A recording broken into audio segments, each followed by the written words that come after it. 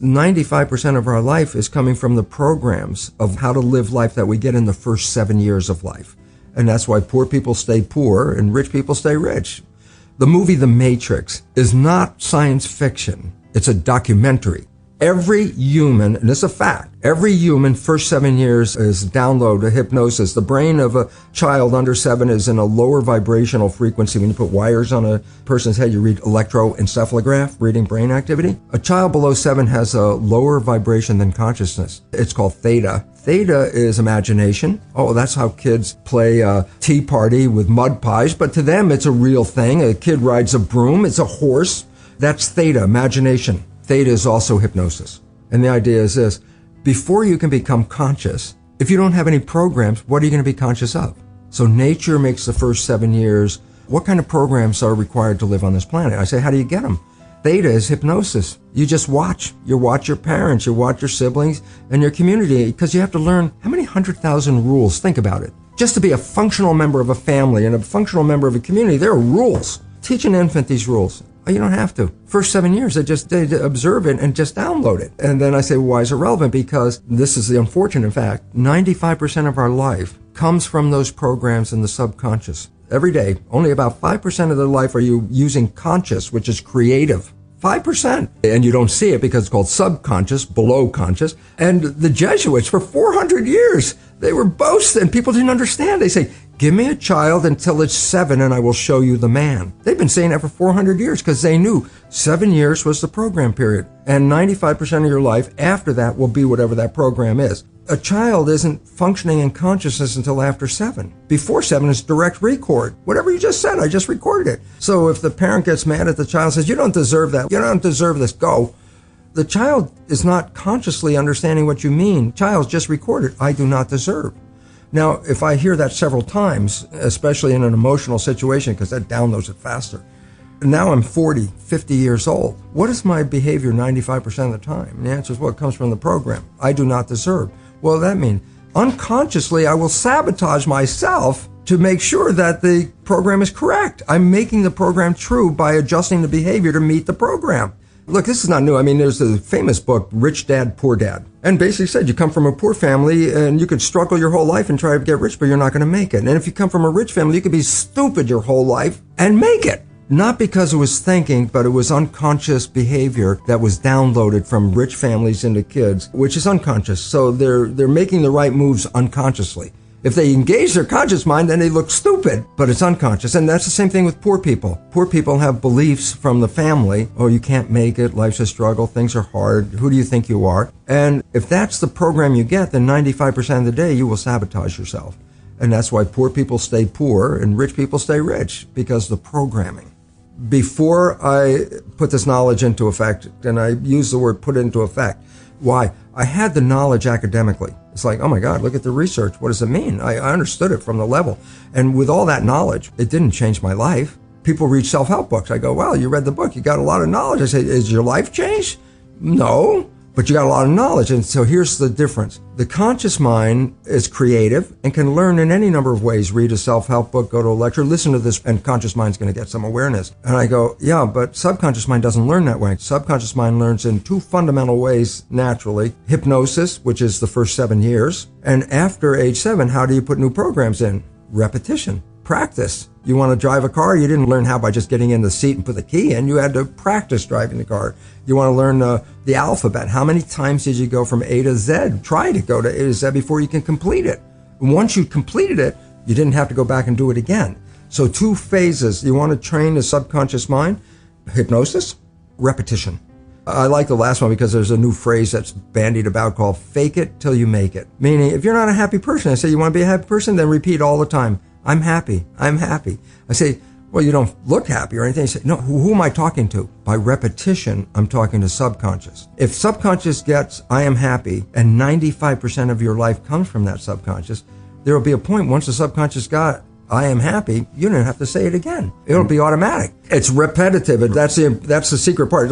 Putting a sticky note on the refrigerator is more like a suggestion, but it's not a repetition. So it doesn't work very well. Repetition is a habit. It's making habit. So you got to do something religiously in a sense of repeating it to make it work. every night when you go to bed, just when you're falling off into sleep, consciousness is disconnecting. The next period of your brain operation while your consciousness is disconnected is theta, which is the same brain function as in the first 7 years. So if you put a pair of earphones on at night with a program of what you would like to be true in your life, as soon as your conscious mind disconnects, that program is playing. It's not playing into your conscious mind. That's shut off. It's now going straight into the subconscious mind. So it's called auto-hypnosis. You don't need to go see a hypnotherapist. You just have to pick out what program would you like to have that you don't have. 95% of your life is coming from the subconscious. Your life is a printout of your subconscious behavior. Oh, so you don't have to try and think about what happened. I just say, look at your life. The things you like that come into your life come in because you have a program that supports them. But anything you struggle with, work hard at, put a lot of effort into making it happen, why you're working so hard, inevitably you have a program that doesn't support that conclusion and you're trying to override the program. So you don't need to do a lot of shrink and psychology stuff. You just look at your life and say, where am I struggling? Because wherever you're struggling, inevitably it's a program in your subconscious that does not support that destination you've been looking for. I had to deal with the issue of teaching medical students and going into the classroom. Teaching conventional curriculum is the old genes control life story. And so I go in there and teach that to medical students. But when I'd go back in my lab and look at my research on stem cells, my research revealed conclusively that the environment in which the cells live determine genetic activity. So it's complete opposite of what I was teaching in medical school. And the difference is profound. The conventional story, almost everybody's programmed with genes turn on and off, and then they control the character of your life. And if you buy that story, which I did and which I was teaching, it really means that we're victims of our heredity. We didn't pick the genes as far as we know. You don't like the traits, you can't change the genes, and the genes appear to turn on and off by themselves. All of a sudden you see your life is not under your control, it's under the control of the genes. And a lot of people feel that way looking at their family history and going, oh my goodness, I might have the genes for cancer or whatever it is. Since consciousness is involved, if once I feed you with an idea that you are susceptible to something, look, I can feed you with an idea that this pill that we just got from the pharmaceutical company, it's the greatest, best thing for your issue. And I give you this pill and you get better. And then later you find out it was a sugar pill and everybody goes, yeah, that's called the placebo effect. And I go, what does it really mean? You didn't get healed by the pill. You got healed by the belief in the pill. Well, yeah, that's what placebo is all about. And at least minimum of one third of all medical intervention is, it's a placebo effect where the healing comes from. Everybody goes, yeah, I know about the placebo. I go, yeah, but that's a result of positive thinking. What about negative thinking? And this is what we don't talk about, but the reality is it's equally powerful in regard to affecting your biology as is positive thinking, but it works in the opposite direction. A negative thought is called the nocebo effect. Can cause any disease and you can die. If you believe you're going to die, you can die from the belief. Here's a simple fact. Stress causes at least up to 90% of doctor visits. How can stress do this? And the answer is very simple. Stress causes a hormone called cortisol to be released in the body. So what does cortisol do? Number one, it causes the blood in the viscera, the guts, where maintenance of the body and healing comes from all the organs. It causes the blood vessels to shut down because it pushes the blood to the arms and legs. Why? Stress means you're ready to run, fight or flight. So you push the energy to where you need it, arms and legs. Well, where do you get it from? Well, you squeeze the blood vessels in the gut. Well, this is growth. The viscera is growth. That's what the organs are for. Arms and legs are for protection.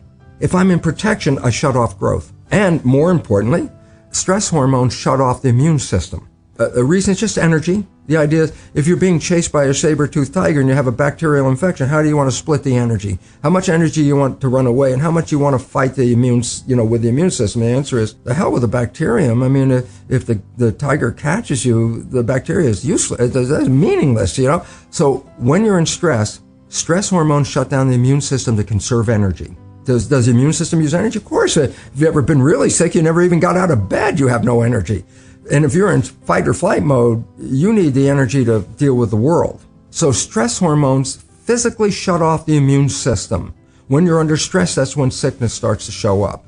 In fact, it's so good at shutting off the immune system, doctors give patients who are going to receive a foreign organ, a graft of a kidney or a lung or whatever they're grafting, that's foreign tissue. If you put a foreign organ in your body, your immune system's job is to eliminate it.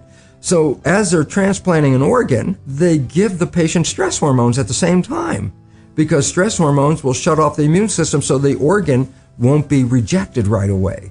That's how effective it is. It's used therapeutically to shut off the immune system. Yeah, but everybody out there in this world right now, with a small exception, is under some level of stress.